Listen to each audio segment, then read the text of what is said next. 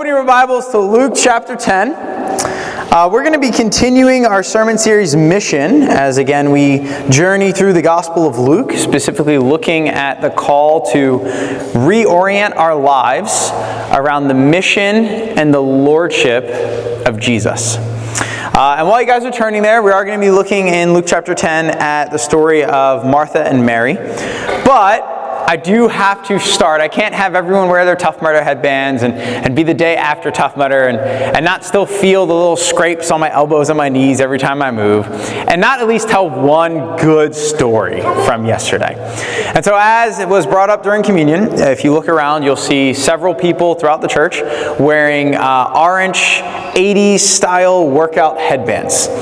And these are the reward that we strive so hard for through 9.4 miles of trail running, mud, 30 obstacles, 2 of them involving getting slightly electrocuted, ice baths, and just a full day of fun.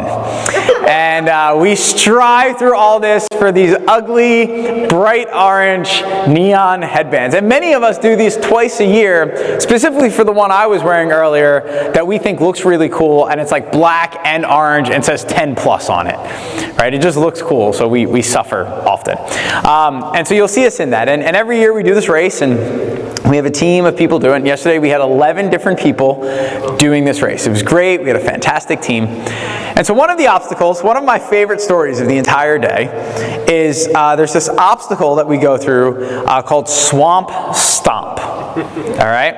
And what it is you walk through a little creek, and then you go through an area on this horse farm that they have made a quicksand level amount of mud. And it's that good mud. Not the super watery, it's thick and gross. And it's the kind of mud that when you step in it, it goes with each step, right? And the whole point is you better tie your shoes real tight or you're losing them. And so because we've done this a bunch of times, we tell everyone in advance, triple knot your shoes to the point that it almost cuts off your circulation. And you tie your shoes real tight, and we go through the race. And sure enough, we get through, and somehow through this obstacle, I end up being one of the first people through it, and I kind of get through it, and I'm covered in mud, and I still have my shoes. And as is my custom, I turn around and I kind of watch the rest of our team safely get through the obstacle and give pointers. And so the last section is extra dense quicksand style mud. And sure enough, we see one team member on the team come around, and he's holding one shoe in his hand that he clearly lost somewhere in the mud, and he has one shoe on, and so his bare sock is just going right into the mud. And that sounds bad, but the reality is your sock is covered in mud at this point anyway. It gets into the shoe. It doesn't matter if it's on or not. It's in there, right? And so he sees a spot off to the side that kind of looks like it might not be as deep. And so he decides to jump over to that side, and he gets eaten alive by the earth. It just went whoop, and he disappeared up to his belly button, and I just watched him whoop, disappear. And he goes, "Well, that didn't work out." It was Bryce. Bryce walked in and was like, "You can say it was me." And so Bryce is covered up to his belly button. He crawls his way out of the hole. And again, you hear the earth be as he crawls out. And he makes his way through, and he puts his shoe back on. And then we see a few more people come around. And one of the people, I won't say this person's name, this person comes around and they take a step.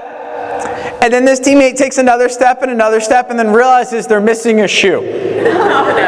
And they're not exactly sure at which of the previous steps they lost this shoe. And so they turn around and start looking for their shoe. And about 3 minutes go by, and the 2 other teammates that were behind this teammate show up. And so they start helping find the shoe. And after about 4 minutes, our whole team is standing there out of the mud going, "Well, you can't really continue without a shoe." And so we all go back into the mud and spend another 7 minutes, I kid you not, up to our elbows, digging. Like, I mean, at one point, I look over and one of the brothers just is like 2 hands in, pulling mud out over his shoulder, being like, nope, no shoe there. Over his shoulder. And we're digging, looking, because we're going to find this shoe. And so the teammate finally finds the shoe and holds it up and goes, I found it. And all 11 of us who, I'm loud, right? Obviously. You are. But my energy can be contagious, and so our group got really loud yesterday. We also had we had a total of 4 full-time ministers on this team. So we had very loud people. And so we find the shoe and we all go, ah! We start screaming, like, we found the shoe! Ah! And we're all celebrating. Later in the day, I run into a group of people and they hear my voice. They go, are you the group that found the shoe? We heard you cheering from like a mile away. And they said they heard us and went, that group has to be crazy. And so that is our Tough Mudder experience. And here's what I'm going to promise you. I'm going to circle that story back into this passage somehow at some point today. All right, so hold me to that. So Luke chapter 10, let's look at this. Come on, Kurt. Some of you are going to be the most engaged you've ever been at taking notes to be like, how is that going to fit into Martha and Mary? In Luke chapter 10, verse 38, it says, as Jesus and his disciples were going on their way, he came to a village where a woman named Martha opened her home to him.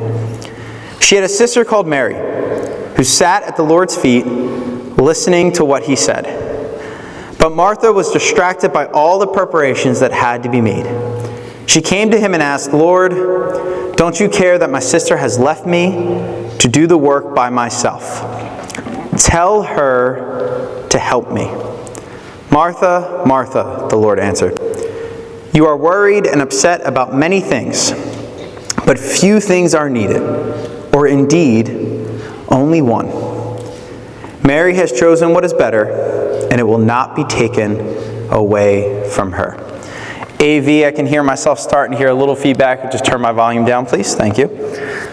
So this is a pretty famous passage, right? And I think when we read it, it's really easy for us to start to put ourselves in the different shoes because I think it's an incredibly relatable situation, right? And the reality is, any of us who are married know that one of us is more like Martha when we're hosting, and one of us is a little more like Mary when we're hosting, right? One of us really wants to be with the people, and one of us is really overstressed about all the details and is kind of like a hostzilla, right?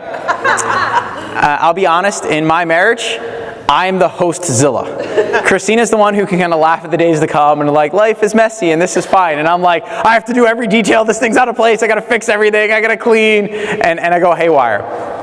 And I think one of the reasons that this passage can be talked about so often is because it's so relatable to our lives, right? There's a comedy video that I tend to laugh at every couple months that someone will send to me of this guy and his wife. They're sitting in their house and the wife is stressed out and she kind of throws her stuff down and she's like, I'm done. Like, I'm so tired of all the cleaning I have to do and all I have to do. And the man just goes, hold on, I got the solution. I was afraid to tell you about it because I wasn't sure if it would stop if I told you, but I'm going to let you in on a little secret. And he goes to the coffee table in front of him. And he goes, this table is a magic table. No matter what happens, no matter how much junk you leave on it, when you wake up the next morning, it's all clean. I don't know where it goes, but it's all clean. And some days, just to see if it'll work, I just try to leave as much junk as I can on this thing. I put all my empty pizza boxes and plates and cups, and no matter how messy I make it, the next morning I wake up and it's completely clean.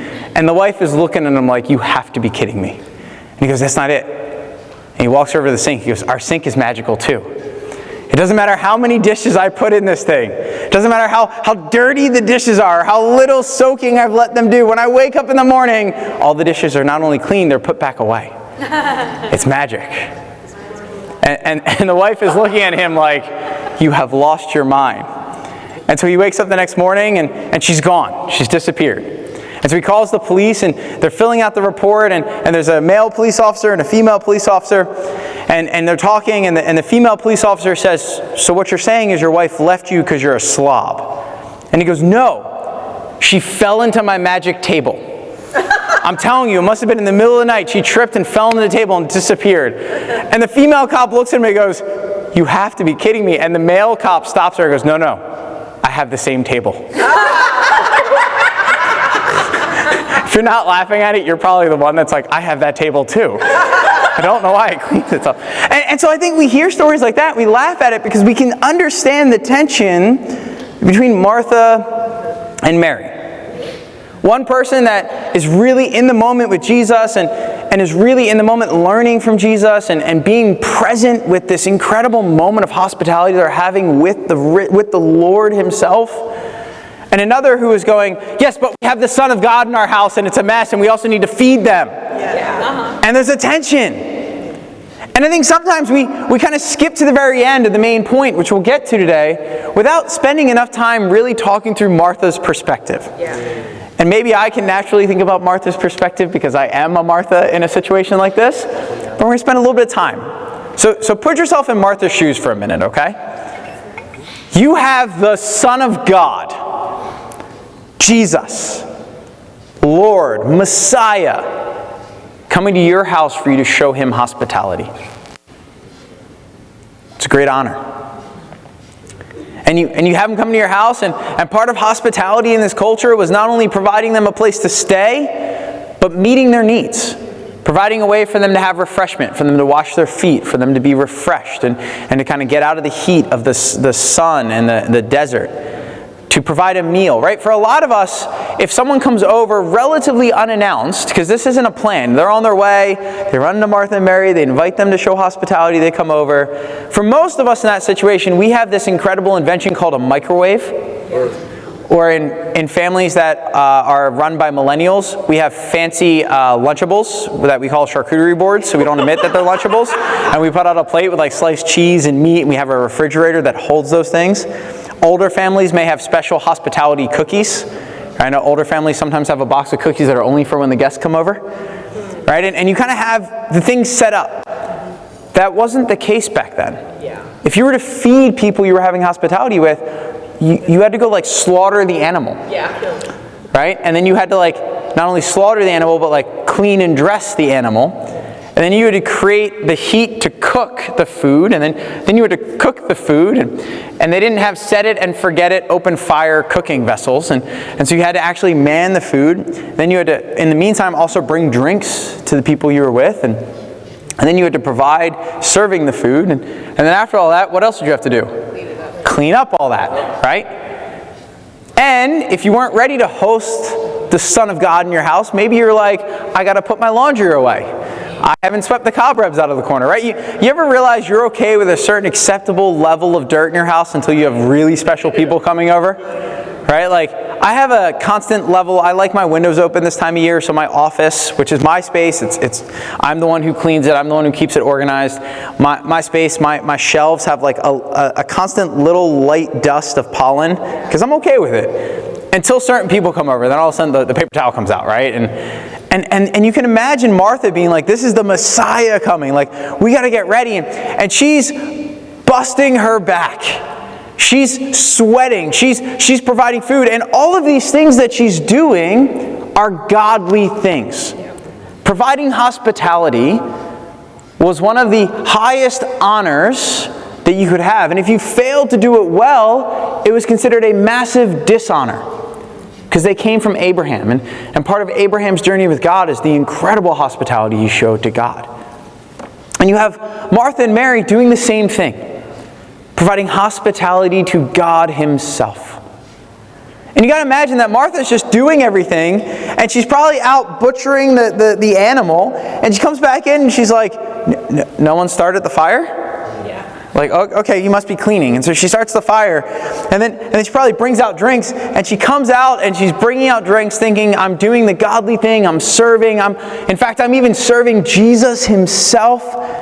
And she sees her sister seated at the feet of Jesus. And even that wording there is very clear in the Gospel of Luke. What that means is Mary is focused only on learning from Jesus as a teacher. That she's actually learning as a disciple. That as he's teaching the rest of his disciples, he's teaching her the same thing. Which is a whole other passage about how radical Jesus was about his acceptance of women. He was the only rabbi at this time that actually allowed female disciples. He was the only one that allowed them the same level of responsibility and learning as the males. And Jesus is accepting her as a disciple, and he's teaching her, and she's doing nothing but soaking up all of the mind-boggling information she can get from this teacher. And just for a minute there, put yourself in Martha's shoes. The first thought that goes through your head is like, hey, yo, Mary, can I talk to you for a minute? Right? There's a stress. There's also a cynical view that starts to come out, right? You start to tell a story. She doesn't care. She's lazy. She's going to get all the benefit of all the hard work I'm doing. There becomes this cynical view of what's happening. And so Martha goes to Jesus and goes, all right, Jesus, you got to do something about this. Surely you see this injustice being done towards me.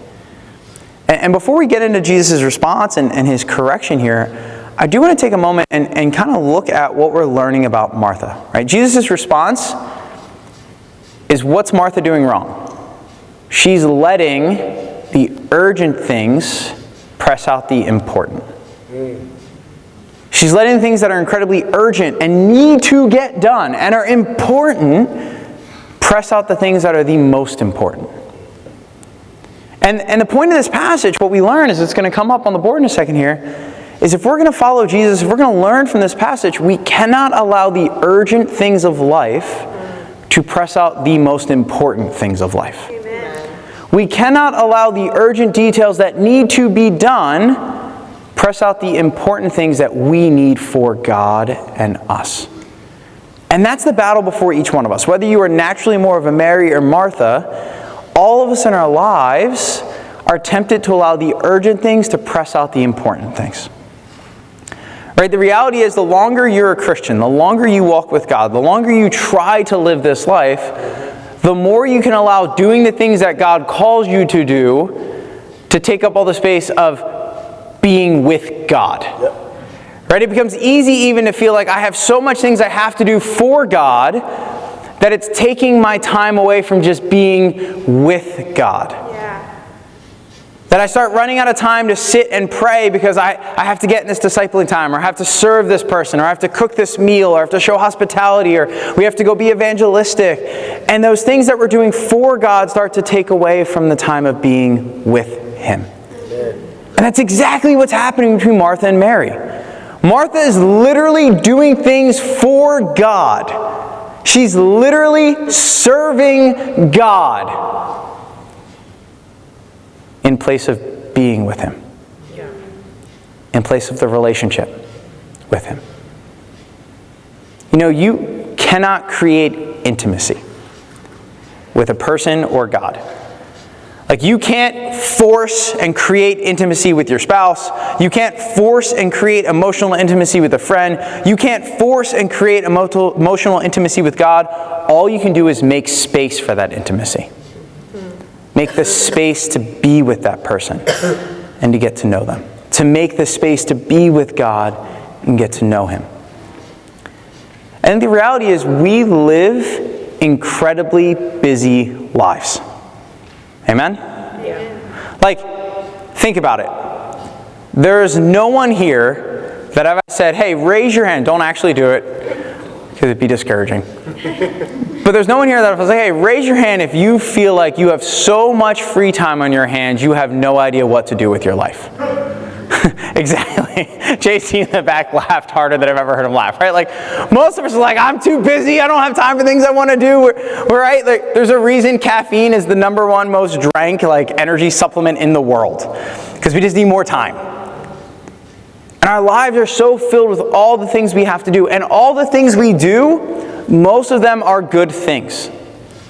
Right? We want to fill our time with being in Bible studies, serving, being in meetings about serving, helping Christians, growing, getting our own time to get discipled and get help growing. And we want to fill our time with things that are good, that are done in service of God, that are done in service of what God calls us to do, but they're so loud and urgent and pressing that they easily start to remove time from just creating intimacy with God. creating the space to be fueled with God. And when that happens, when we allow these when we allow these urgent things, these loud things, these things of school or our jobs or our family or roles we have in the church, when we allow these things to take that time away from how much time we can spend being intimate and close to God in prayer or Bible study, then a cynical view of our faith starts to grow. Because we're attempting to live a supernatural life by regular means, by natural strength. I don't find it a coincidence that this passage comes right before Jesus teaching the disciples how to pray. Next week, spoiler alert, we're going to look at being out in creation. It's going to be a great topic. That lined up really well. I didn't even think of that. I literally haven't thought of it. I just know what's next. Being out in creation, we're literally looking at Jesus' teaching on prayer and connecting to God.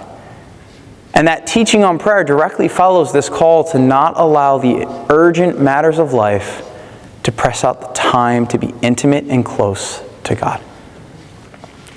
When we spend our time doing things rather than being with God, what we're subtly telling ourselves is that we don't need God. Right? If I'm spending more time doing my homework or doing schoolwork than I am being with God, if I'm allowing that to press out that time, then truly what I believe is I don't need God to succeed in school. If I'm allowing times in Bible studies or times in serving the church to squeeze out that time of being with God and creating space to be intimate with Him, then what I'm believing is I can serve the church, or I can make disciples, or I can help people grow with enough time, resources, or energy, and not with God. And what spending time and creating that space for intimacy, whether it be prayer or reading, does is actually forces us to rely on God. Because every moment we spend in prayer or spending time reading the Bible to be close to God is a moment less we have to spend on whatever else we're worried about. Yeah. So it actually forces us to be in a place of dependence. Amen. I firmly believe that you will accomplish more in 1 hour of prayer than you will in 1 hour of whatever else you're trying to accomplish. Think about just even helping someone grow. Whether it be studying the Bible with someone, trying to help someone become a Christian, or helping someone in this room change in their character, or even changing your own. You will accomplish more praying about that for an hour than you will having an hour-long conversation with them. I've shared this story before, but I think it makes the point very clear to me. Is when we were in campus ministry, we had a friend of mine that was going through a very hard time in his faith. And I spent twice a week getting with this guy for 2 months. Twice a week, every week, for 3 months.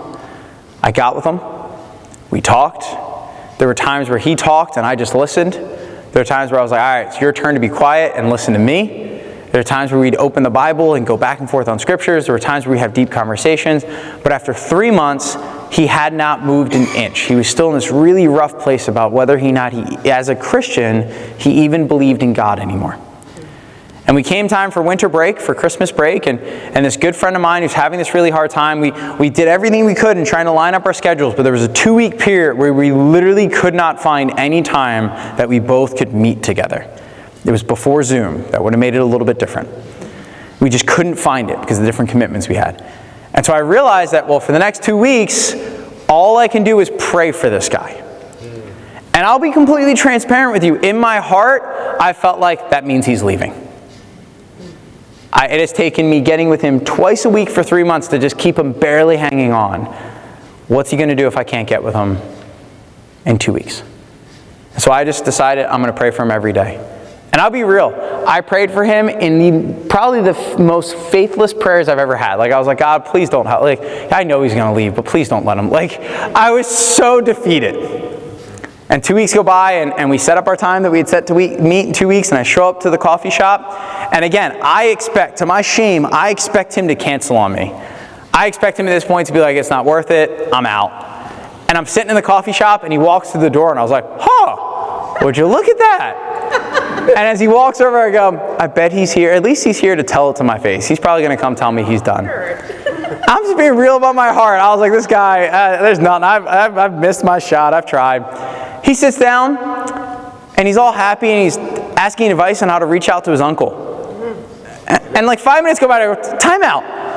And he's like, yeah, wait, what do you mean time out? Like, help me figure out how to share my faith with my uncle. I go, what faith? 2 weeks ago, you didn't know if you had faith. He goes, oh yeah, I probably should tell you this.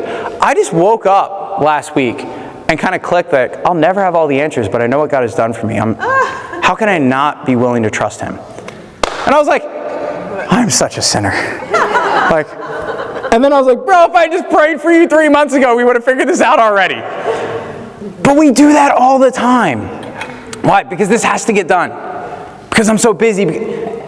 And what God is telling us is we want to live lives on the mission. Amen? We want to be a church that is, every one of us is individually seeing people we know change. But that's not going to happen if we don't create space for us to be praying about those changes. If we don't create space for us to be growing and being close to God.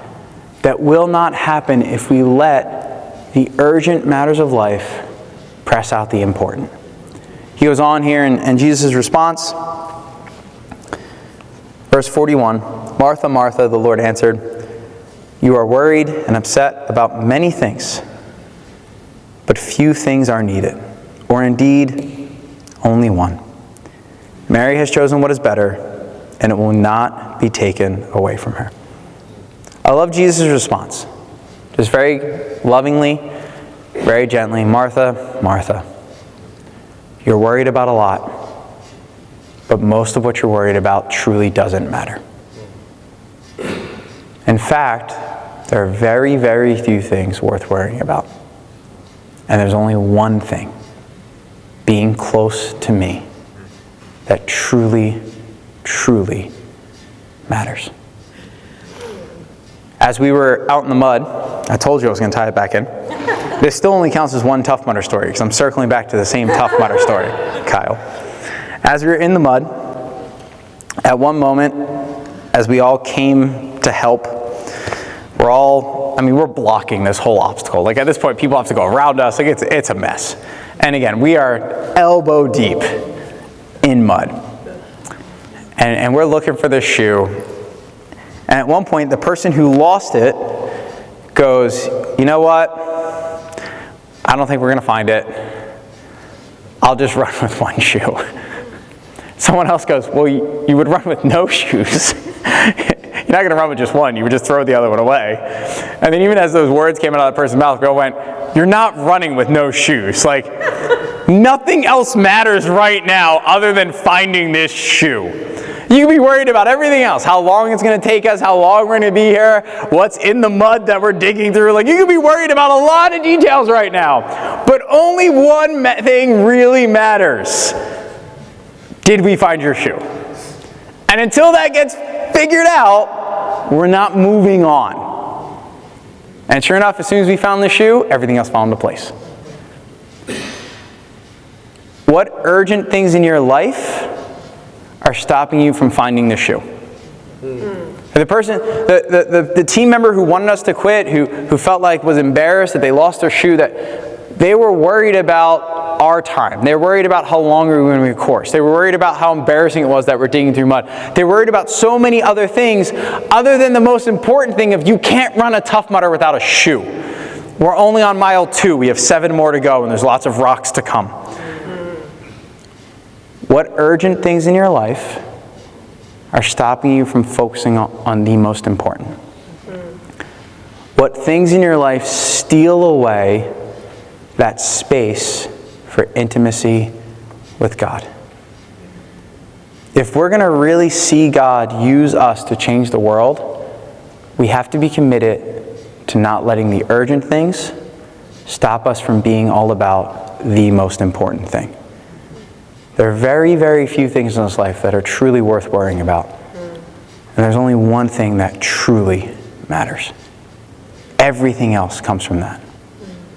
As the old quote goes to close out, prayer does not equip us for the greater work. Prayer is the greater work. Amen. To God be the glory. With that, we're going to have one final song before we close out today.